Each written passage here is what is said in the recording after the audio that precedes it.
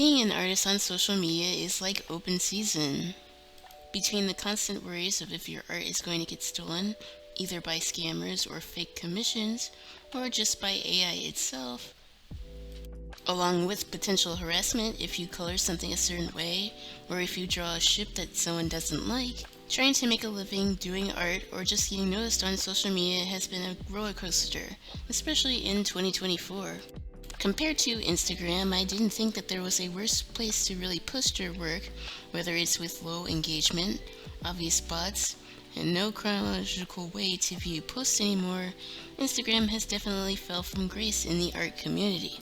Even those with established communities are also facing issues with engagement and viewer retention. We are talking about artists with tens of thousands of followers, and only a tenth of that is really even interacting with said posts that they make. At least for me, TikTok has been relatively steady, and I'm almost up to 2,000 followers on my TikTok account. However, its future is in possible jeopardy, at least in the US. So with these platforms constantly changing, the options of having a place online to share your artwork is becoming increasingly limited. Now combine all the things that I said are bad about Instagram, minus the chronological posts, and add on the fact of rampant hate speech, downright pedophilia, and you got the current state of Twitter. And to be honest, it sucks. Really bad. So, how did we get here? And what does that mean for artists trying to grow on social media? Is there really no platform left? I'm Ayasuna and I make videos, more specifically art videos. And as an artist myself trying to grow on social media, this is something that has been bugging me for quite a while actually.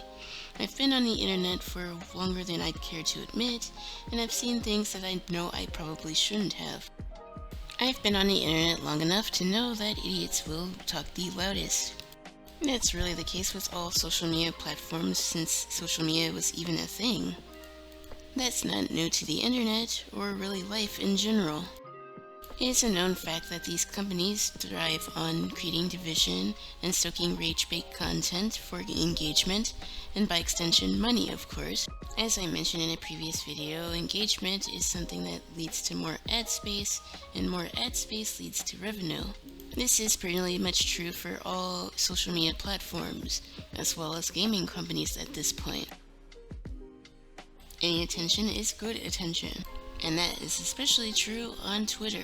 The only reason I'm even making this video is now on Twitter, you can actually view tweets from people that you've blocked. And yes, I'm still gonna call it Twitter. Calling it X sounds stupid and edgy, and I'm not really gonna listen to anything that Elon Musk says, because I generally think that man is a tool. And this video might get political because, in a way, my own existence is political. I have to sift through dozens and dozens of posts with racist dog whistles, anti-immigrant sentiment, and also other disturbing topics just to get to the artists that I do follow. There are artists that I do generally like and people that I want to stay in touch with on Twitter, but it's hard to do when your page feed is constantly bombarded by white supremacists, anti-immigrant sentiment, anti-LGBTQ messaging, as well as sexist tropes and stereotypes. What really set me off was the racist attacks against Haitian people. While I myself am not Haitian, I do come from a Caribbean background, and hearing that type of stuff being constantly repeated on the website was increasingly intolerable. If I took a picture of my Twitter feed 3 years ago and compared it to now, it definitely wouldn't be filled with so much drivel as it is currently. Even if you manage to sift through all that drivel, when it comes to posting your own artwork or other projects that you're working on, engagement is likely going to be in the basement. While you still are able to follow your favorite creators in chronological order, engagement from outside viewers is likely still rare to get, and that, of course, is by design. Now again, that isn't necessarily a Twitter-specific problem. A lot of social media platforms want you to pay for engagement. But it is still possible to get organic growth on social media like TikTok, as well as YouTube in my opinion. As long as you're consistent, growing on those two platforms is actually possible. I'm growing at a much faster rate on TikTok and YouTube than I ever did on Instagram or Twitter. even being associated with Twitter is starting to have less perks, considering how the website is literally now a cesspool. Not too many people want to associate with a website that has known white supremacists. Twitter did used to be a consistent way to get traffic to your other platforms, but now it's pretty much a dead end, especially if you don't pay for their quote-unquote services. And how much those services actually help is dubious at best. As a result, I'm failing to see even the purpose of posting on that website anymore. I don't really reach any new accounts there that anyways, and a lot of those engagement posts don't really do much benefit for me either. Most of the mutuals that I talk to outside of Twitter, so even that is not really a reason for me to keep using that website. Like me, a daughter of an immigrant would seriously subscribe to white supremacists and anti-immigrant sentiment is beyond me. The moderation on that website is an absolute joke. There's no protection for average users, and there's very little protection for artists. People that seem to be genuinely doing what they love tend to get more consequences than folks actually saying actual slurs. The whole idea of that is just absurd. Now, I told myself I wasn't going to do such a negative video after my last video where I talked about the toxicity in the art community, but I seriously had to let this out of my chest, because the internet itself is going down a tailspin, and it feels like there's less and less ways to actually get in touch with genuine people. People are so concerned with engagement that they'll say the most outrageous things and not even think about the consequences. And on sites like Twitter, there's likely no consequences. Like, you should be able to resolve your differences without devolving into racist stereotypes or slurs. Your feed should be filled with artists and content that you enjoy and not hate speech. And it really did used to be like that before Elon Musk bought Twitter. Now the site is just there, being monetized for hate. The artists, animators, and other creatives on the website aren't getting monetized, but those parroting misogynist and bigoted statements are. Now, of course, all social media platforms have a problem with hate speech in general, but in my experience of using social media, I have to say that Twitter is definitely the worst that I've seen. As far as mainstream social media platforms, I feel like places like 4chan doesn't technically count since that place was always a cesspool. Even Reddit of all places is doing better in terms of dealing with hate speech. Obviously it still has a long way to go, but damn, I don't think you can really say slurs without it being TOS. If you made it this far in my ranting session here, you might as well drop a like and subscribe to my channel. I don't want to dwell on negativity, but I think it is important to voice the concerns that we have about platforms we use. You definitely can and should be critical of the platforms you use every day. While I don't want to turn my channel into a negative rant sesh, I will always speak out on issues that bother me and the people that I care about. People should have free speech, but being a bigot is not one of those things. I think a lot of folks got way too comfortable with being anonymous online. So yeah, Twitter sucks, and I'm seriously considering leaving the website. But where do I go from here? At like the beginning of the year, I did create a Threads account from my pre-existing Instagram account. And from the few months that I've been on Threads, the growth that I had is actually pretty decent. I feel like I can talk to people that share many of the same interests that I have, and you can have a generally civilized discussion on different topics. Also, there's no ads on that website, and I hope to God that never changes, despite Meta's constant money-grubbing scheme.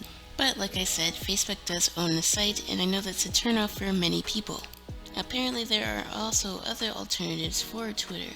The one I'm hearing a lot about is Blue Sky, which while I haven't made an account yet, I'm seriously considering joining it. From what I've seen, Blue Sky seems like a mix between Twitter and old school Tumblr in some cases. So perhaps that's not really a bad option for artists. If anyone else has a viable alternative to Twitter, then please let me know down in the comments. For me, I know it doesn't really make sense to continue to try to grow on a website that doesn't really want people like me on it. And speaking of Tumblr, I'm actually thinking about restoring my Tumblr blog. I haven't really been consistently posting there for many years at this point. While Tumblr also has its set of problems, I do think that, again, there's a sense of community, and again, even there, the moderation is actually a lot better. While the reach on Tumblr isn't exactly the greatest, I do think that I want to make it like a temporary website of sorts, at least while I work on programming my very own website, which I've been doing for the past few weeks at this point. Though I will say the bridge for moderation isn't too high these days, even your mother's Discord server likely has better moderation tools. At least that's the case for my Discord server, which I created also a few weeks ago.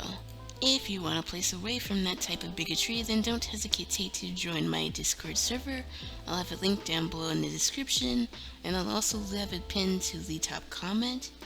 It is an 18+ server, but I mainly talk about anime and art over there, so if you're into that, then don't hesitate to join. While I enjoyed posting and doing art, I really want to make my own community someday, so your support would mean the world to me. The fact that I currently have 66 subscribers now is just wild to me, as well as the almost 2,000 followers that I have on TikTok. I never really thought that I would get that type of support anywhere.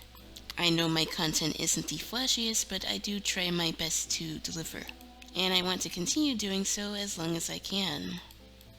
So thanks again for all the support, and thank you to my mods, Selectpara and Bahancio, for keeping things nice and tidy in my Discord server as well as in my Twitch chat. Oh, and did I mention that I have a Twitch? I sometimes stream art and gaming over there, as well as on YouTube, so don't hesitate to check that out as well. I tend to go live on the weekends in the evening, but I don't really have a set streaming schedule now, but I do hope to get one at some point. Enough shilling, back to the topic at hand regarding artists and social media, a topic that I've talked quite a lot about recently. I'm not naive enough to know that the internet can definitely be a hateful place. Like I said, I've been online for quite a long time. And on the flip side, I'm not saying that anyone's particular identity should be an excuse for them to behave badly. I know that this is also a common trend on Twitter as well as other social media platforms. I don't think it should be a controversial take to not want to be on a website where you can get called slurs. I definitely believe in calling out bad behavior no matter who or where it comes from. It's also concerning from an artist's perspective about how, I guess, anti-intellectual people have become, if that makes sense. Now, I'm not saying that you have to dissect every single thing about every piece of art that you consume, but thinking about it in terms of context does matter.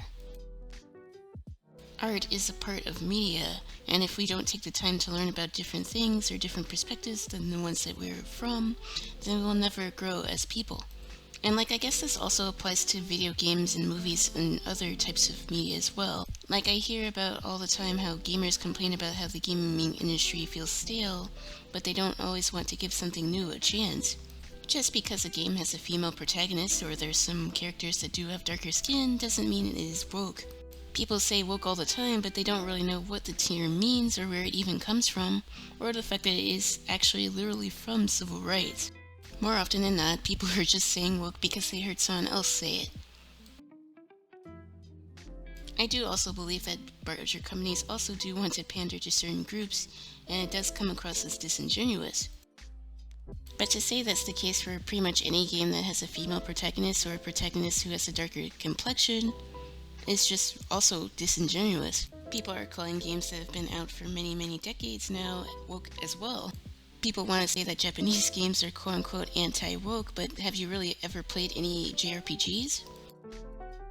For instance, most Final Fantasy games are literally centered around going against religion and theocracy.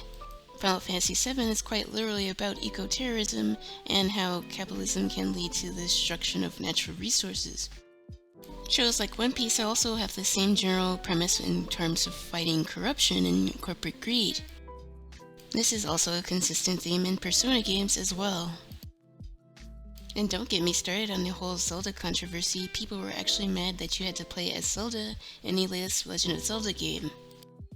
Never mind the fact that we've gotten to play as Zelda many different times in other Zelda games, as well as Smash Bros.